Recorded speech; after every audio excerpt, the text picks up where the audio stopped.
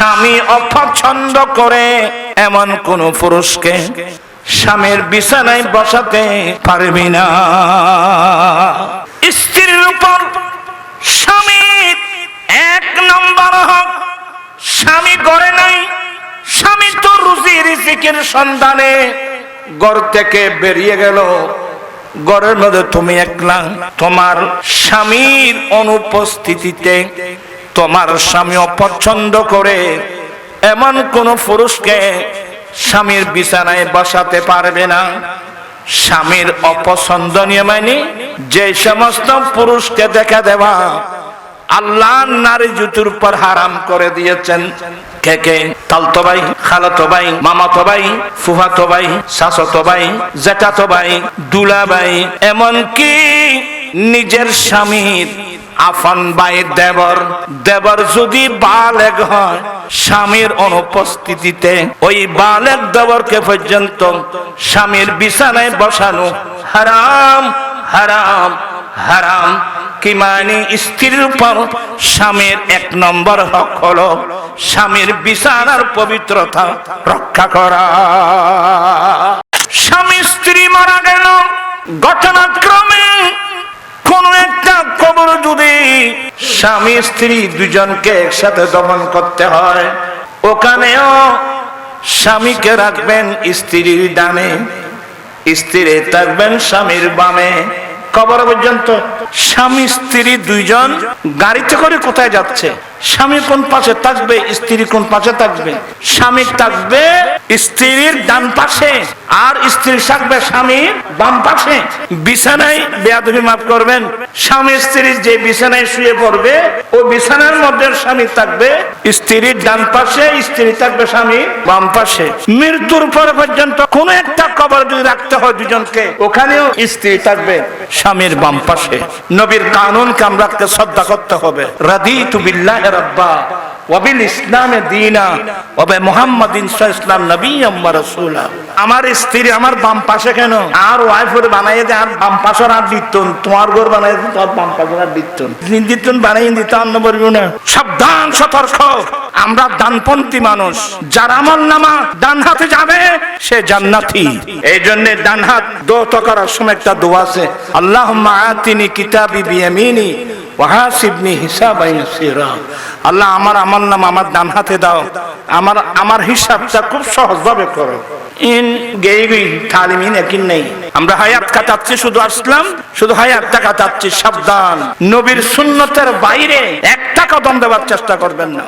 আমি একবার মক্কা শরীফ থেকে মদিনা শরীফ যাচ্ছিলাম, আমার সঙ্গে ইমাম আহলে সুন্নাত ওয়াল জামাত উস্তাদুল আমার রাহনুমায়ে শেখ আল্লামা কাজী মোহাম্মদ নুরুল ইসলাম হাশিমি রাহমাতুল্লাহ আলাইহির একজন মুরিদ আলহাজ আব্দুল শুকুর, উনিও আমার সঙ্গে সরকারে কিছু সেফকো গাড়ি আছে না, সেফকো গাড়ি, এই সেফকো গাড়িতে করে আমরা মদিনা যাব। আমরা একেবারে আগে ভাগে গিয়ে প্রথম সিটে বসে গেলাম।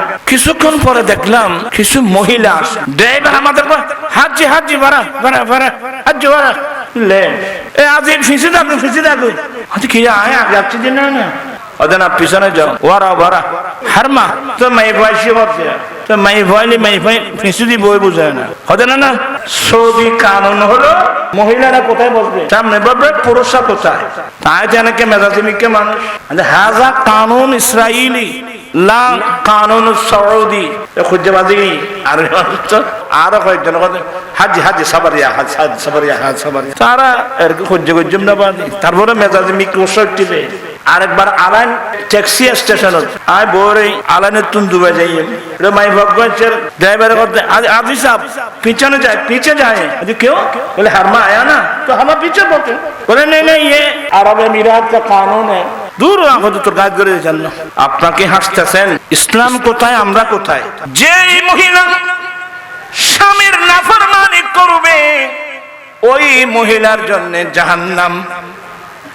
এই জন্য বলা হয় স্বামীর পায়ের নিচে স্ত্রীর জান্নাত। এখান থেকে বলা হয় স্বামীর পায়ের নিচে স্ত্রীর জান্নাত।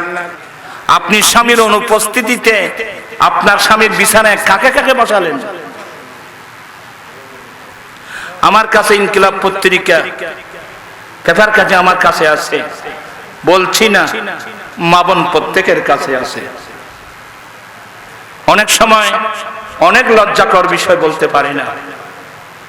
এই জন্য আপনারা যারা গার্ডিয়ান আছেন, আপনাদেরকে বলছি, মেয়েদেরকে তালিম দিতে হবে। কিসের তালিম দিবেন? এক নম্বর, পর্দা। কোন কোন পুরুষকে দেখা দেওয়া আল্লাহ নারী জাতির উপর হারাম করে দিয়েছে। তোরা দিন ইয়া মাই বড়ি বাড়াতে লাগবে না, খন খন খন খন মরদ তোয়ারে দেখা দেন না, মানা কথাই কোরআন শরীফ নাই রে হওয়া।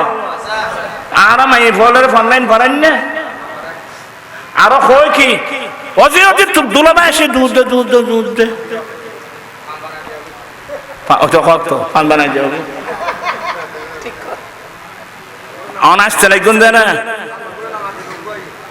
সাবধান, সতর্ক, ইত্তাকুল্লাহ ইত্তাকুল্লাহ, আল্লাহকে ভয় করো, আল্লাহকে ভয় করো, আল্লাহকে ভয় করো। আমি আমার মা বোনদেরকে, আমার মা আলহামদুলিল্লাহ, আমার আম্মি জান এখনো আছে। সেদিন ছোট দাদি মারা গেল, আলহামদুলিল্লাহ আমার আম্মি জান এখনো আছে। দোয়া করবেন। আমার আম্মি জান কোরআন শরীফ পড়ে, চশমা লাগে না, বুঝেন। আজকে আসার সময় দেখলাম যে লাঠি নিয়ে হাঁটতেছে। আমি সালাম করার জন্য গেলাম আর কি, দোয়া নেওয়ার জন্য। আমার আম্মি জান এখনো কোরআন তেলাওয়াত করে। আমার আম্মি জান তাহাজ্জুদের নামাজ পড়তেন। আজান দিলে আমাদেরকে ডেকে দিয়ে, যাও উঠো, আজান হয়েছে, মসজিদে যাও। এখন সেই পরিবার কয়জন আছে? কয়জন মা আছে, কয়জন বাবা আছে নিজেও মসজিদে যাচ্ছে, নিজের ছেলেদেরকে ঘুম দিয়ে ডাকিয়ে মসজিদে পাঠাচ্ছেন? এমন পরিবার কই? সামনে বলা ঠিক না। আমরা আমাদের শালীদেরকে জীবনে কোনোদিন দেখিনি। ছোট শালী যখন আমার বিবাহের সময় ছোট ছিল তখন দেখছিলাম, একটু বড় হলো নাই, আর দেখা যাবে না। ভিতর থেকে ভাইজান আসসালামু আলাইকুম। ওয়ালাইকুম আসসালাম, কেমন আছো? ভালো আছি। এতটুকু। এখানে আমার সম্বন্ধী জুবাইর হুজুর আসে না, ওমার হুজুর এখানে মাহফিল করতে আসে না। আমার বিবাহের সময় তো এদেরকে খতনাও করানো হয়নি। ওরা আমার শালা। এদেরকে জিজ্ঞাসা করে, এদের স্ত্রীকে আমরা জীবনে কোনোদিন দেখছি? আল্লাহর কানুনকে মেনে চলা। তোমার তো বোধ দুলো ভাই আছো, আলী দেখানো দিলে গোসা করে ওর ভাই দিলে বোধ আছো। না না না, তোর বোন আরে দেখানো নাই, তোর বোন আল্লাহ না আমাতে হাসবেন না। এই ধরনের বদ অভ্যাস যদি কারোর মধ্যে থাকে, আল্লাহর ওয়াস্তে এগুলো পরিহার করুন। আল্লাহকে ভয় করুন, আল্লাহকে ভয় করুন, আল্লাহকে ভয় করুন। ওই হইলেন যে মানই আল্লাহ ফার বরাবর, না মানই আল্লাহ খের বরাবর। ওই উমার হুজুর তারা কোনো সময় মাহফিলে তাই আমি বলছি কথাই মিলেছে না হুজুর লইয়া।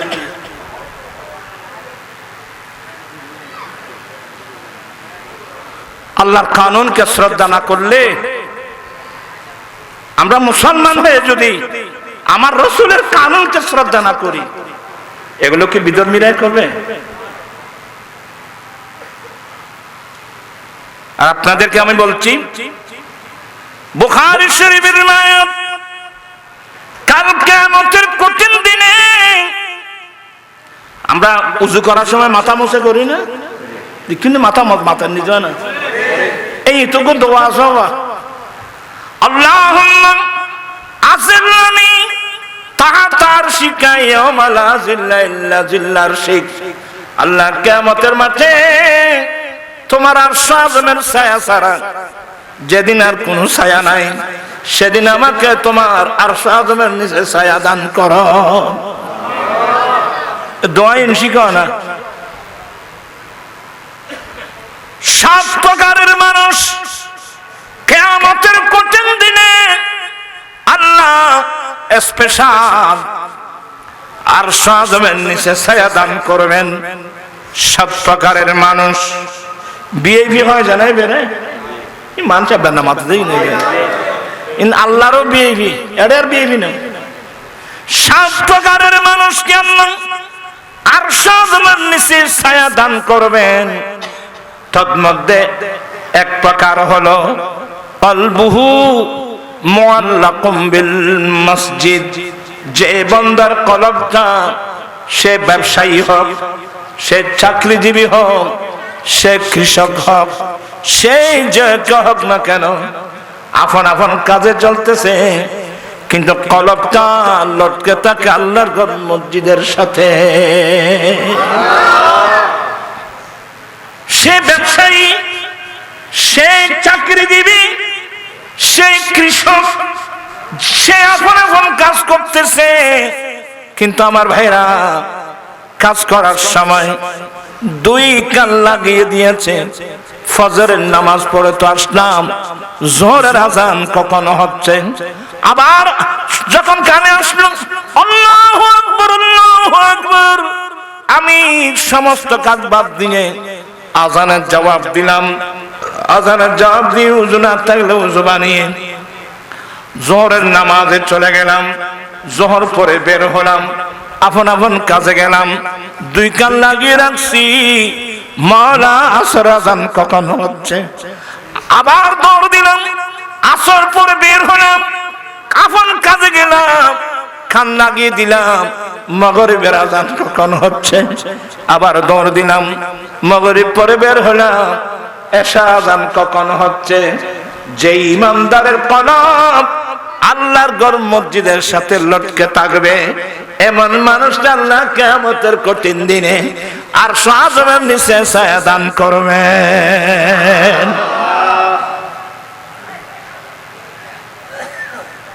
ওয়াজ কথা বলা লম্বা আমি কই গেছি, লম্বা আমি কই গেছি তো আজি ব্যাকুল রয়ে গেছিল। মসজিদে কোন দিকে? আল্লাহর ঘর মসজিদের দিকে।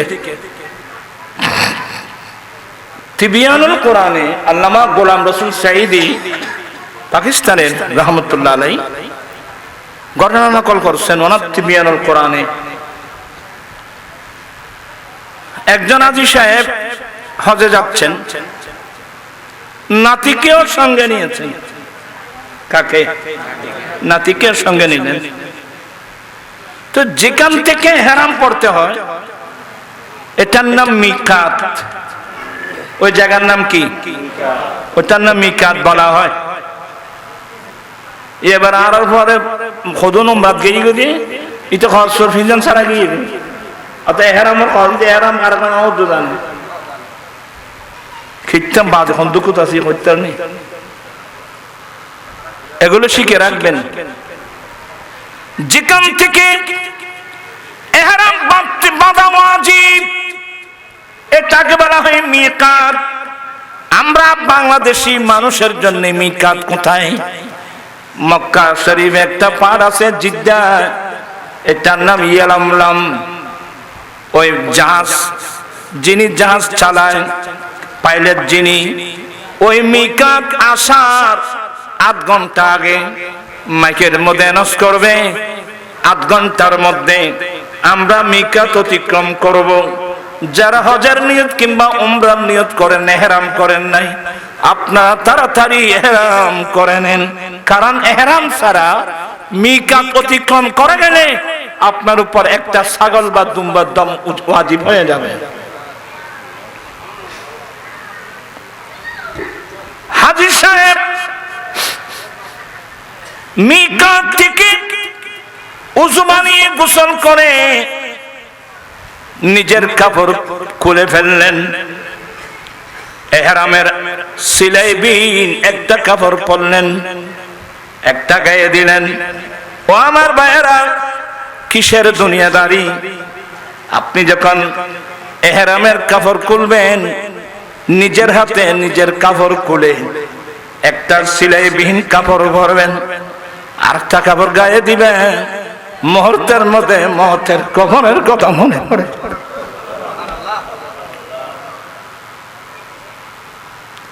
কিসের রাজা, কিসের মহারাজা, কিসের দুনিয়াদারি?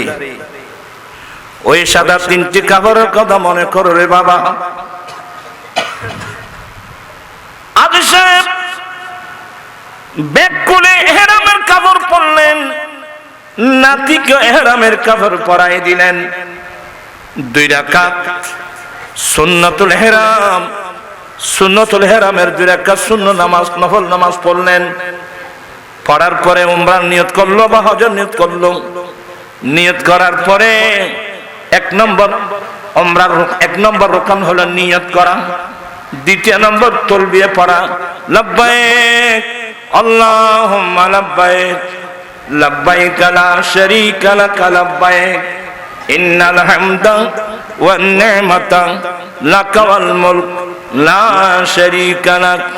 হাজী সাহেব চোখের পানি ছেড়ে দিয়ে আল্লাহকে ডাকতেছেন, লব্বাইক আল্লাহুম্মা লব্বাইক, আল্লাহ ও আমার মালিক, গোলাম তোমার দরওয়াজায় উপস্থিত। চোখের পানি ছেড়ে দিল, বলছেন লব্বাইক আল্লাহুম্মা লব্বাইক। ও নাতিও পড়তেছে লব্বাইক আল্লাহুম্মা লব্বাইক, কিন্তু গায়েব থেকে একটা সাউন্ড আওয়াজ আসছে, লা লব্বাইক। এ হাজী সাহেব, আপনার লব্বাইক কবুল করা হয় নাই, আপনার উমরা হজ, আপনার হজ কবুল করা হয় নাই। হাজী সাহেব পড়তেছে লব্বাইক আল্লাহুম্মা লব্বাইক লব্বাইক লা শারীকা লাক লব্বাইক ইন্নাল হামদা ওয়ান নি'মাতা লাক ওয়াল মুলক লা শারীকা লাক। হাজী সাহেব 2 চোখের পানি ছেড়ে দিয়ে কান্নাকাটি পড়তেছেন। তো নাতি বলতেছে, যে দাদা আপনি শুনতেছেন না? বলে কি? আপনি বলছেন লব্বাইক আল্লাহুম্মা লব্বাইক, গায়েবের একটা আওয়াজ আমি নিজেও শুনছি, লা লব্বাইক, তোমার লব্বাইক কবুল করা হয় নাই। আপনি শুনছেন না দাদা? আপনি শুনছেন না? দাদা চোখের পানি ছেড়ে দিয়ে বলছে, নাতি এই আওয়াজটা তো আমি 70 বছর ধরে শুনছি, এই আওয়াজ আমি 70 বছর ধরে শুনছি। আমি বললাম আল্লাহবাইক, গায়েবে আওয়াজ আছে লা লব্বাইক, তোমার লব্বাইক কবুল করা হয় নাই।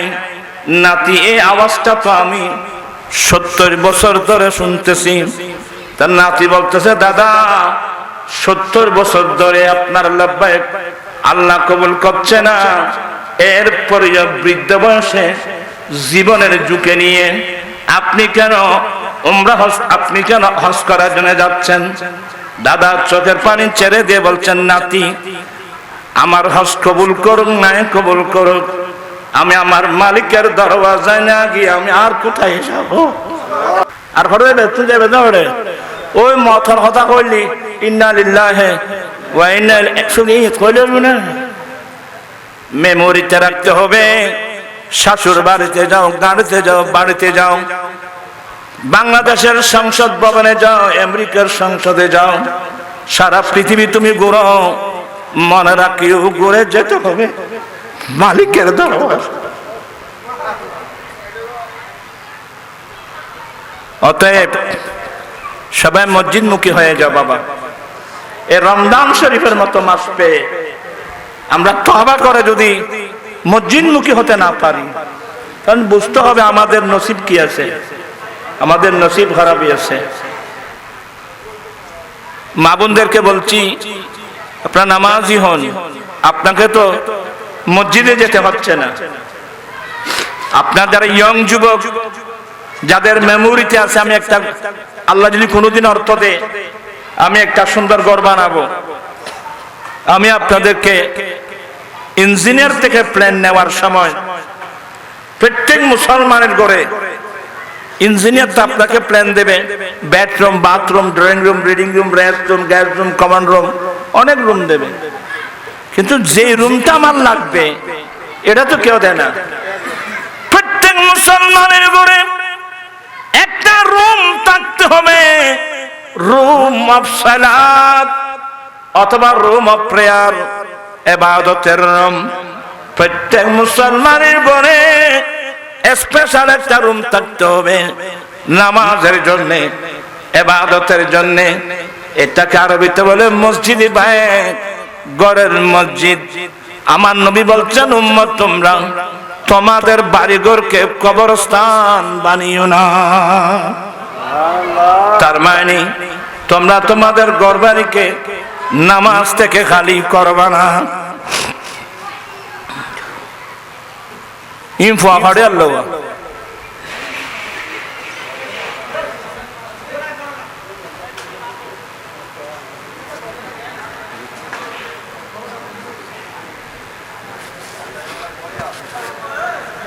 আল্লাহ সবাইকে নামাজি বানিয়ে দিক।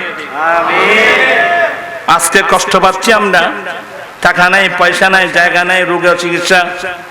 আল্লাহ তো নিজেই বলে দিয়েছেন, ইস্তাইনু বিসসাবরি ওয়াসসালাহ, বান্দা তোমরা ধৈর্য ধারণ করে নামাজ পড়ে পড়ে আল্লাহর কাছ থেকে তোমরা সাহায্য কামনা করো।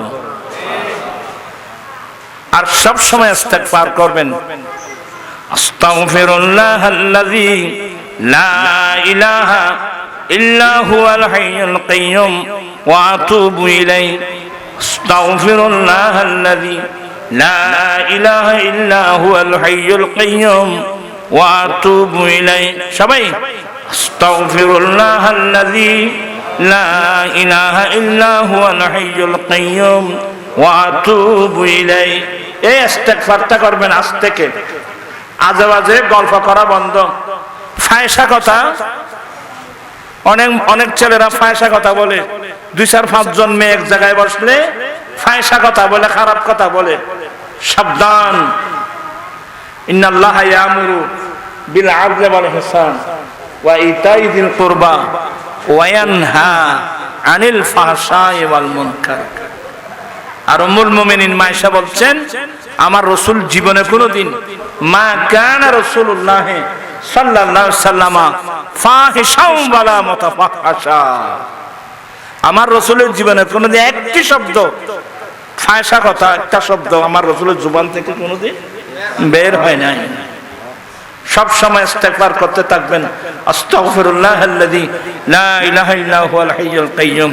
কার টাকা লাগবে, পয়সা লাগবে, জায়গা লাগবে, জমি লাগবে, কার ছেলে সন্তান লাগবে, কার চাকরি লাগবে, কার বৃষ্টির পানি লাগবে, সবকিছুর ওষুধ একটা, আস্তাগফিরুল্লাহাল্লাযী লা ইলাহা ইল্লা হুয়াল হাইয়ুল কাইয়্যুম ওয়া আতুবু ইলাইহি। আজ থেকে এটা পড়তে থাকবেন, ঘরে বাইরে বসা অবস্থায় কাজ করাচ্ছেন, ইস্তিগফার করতেই থাকবেন। ফাকুলতু আস্তাগফিরু রাব্বাকুম ইন্নাহু কানা গাফফারা ইরসিলির রিয়াহা। ফাকুলতু আস্তাগফিরু রাব্বাকুম ইন্নাহু কানা গাফফারা। সূরা নূহ। ইরসিলিস সামা আলাইকুম, মাশাআল্লাহ, ইরসিলিস সামা আলাইকুম মিদরারা ওয়া ইউমদিদুকুম বিআমওয়ালিন ওয়া বানিন ওয়া ইয়াজআল লাকুম জান্নাতিন ওয়া ইয়াজআল লাকুম আনহারা। আসলে আজ কথা কেন লম্বা মিক্কে গিয়ে ওই হাদিসের মিলে দুইজন কইলাম। তৃতীয় নম্বর, আমার নবী যখন তৃতীয়টাকে কদম রাখলেন, এই আমার সাহাবারা, আমি যখন মিম্বরের তৃতীয়টাকে কদম রাখছিলাম, জিবরিল বলতেছে, ইয়া রাসূলুল্লাহ, যে উম্মতের সামনে আপনি নবীর নাম উল্লেখ করা হবে, যে উম্মত আপনি নবীর নাম শুনে আপনি নবীর উপর দুরূদ শরীফ পড়ল না, তার উপর আল্লাহর অভিশাপ। আমি নবী সমর্থন করে বললাম আমিন। আমার প্রথম টার্গেট হলো পবিত্র মাহে রমাদানুল মুবারক। এটা এমন একটা মাস, যে মাসের মধ্যে আল্লাহর কাছে ইবাদত রিয়াজত করে আল্লাহর কাছে কেঁদে কেঁদে নিজের জীবনের গুনাহ যদি আমরা মাফ করাতে না পারি, জিবরিল বলছে তার উপর আল্লাহর অভিশাপ। আমার রাসূল সমর্থন করে বললেন যে আমিন। অতএব এই আর কয়েকদিন আছে মাত্র, এই বছরের এই মাহে রমজানের কয়েকটি রাত আছে, কয়েকটা দিন আছে। আগামী 1 বছর বেঁচে থাকলে আমি পাবো, কিন্তু আমি যে আগামী 1 বছর বেঁচে থাকবো তার কোনো কি নিশ্চয়তা আছে? অতএব এই কয়েকটা দিন সামনে লাইলাতুল কদরও আসতেছে, কথা বুঝছেন? জবানকে হেফাজত করুন। আর পাশাপাশি নবীর সুন্নাত, এই যে ছেলে সন্তান যারা বিয়ে শাদী করে নাই এদেরকে বিয়ে করাবেন যৌতুক ছাড়া, সম্পূর্ণ যৌতুক ছাড়া, দিলেও নিবেন না। আমি আমার নবীর সুন্নাত মোতাবেক শাদী করব। যেই যৌতুকের বিরুদ্ধে এই গুনাহগার আজকে 17 বছর আন্দোলন করে যাচ্ছি, এই আন্দোলনের ফসল আজকে হাজার হাজার ছেলে এখন যৌতুক ছাড়া কি করতেছে? বিয়ে করতেছে। আসলে আপনারা সবাই আমার আন্দোলনের অংশীদার হবেন, কারণ 3 বছর আগে আমি দিল্লি অ্যাপোলো হসপিটাল থেকে চিকিৎসা সেরে দুবাই হয়ে আমি কাতার গেলাম। আমাদের হাটাজারির এক জায়গায় একটা মেয়ে বিবাহ দিয়েছে, বেশি দেরি হয় নাই। কোরবান যখন আসলো, মেয়ের বাবা কষ্ট করে একটা ছাগল পাঠিয়েছে মেয়ের শাশুর বাড়িতে। আর ওই জালেম পাষাণ্ড স্বামী বলে, তোমার বাবা আমাকে অসম্মান করেছে, ছাগল কেন পাঠালো, গরু না পাঠিয়ে।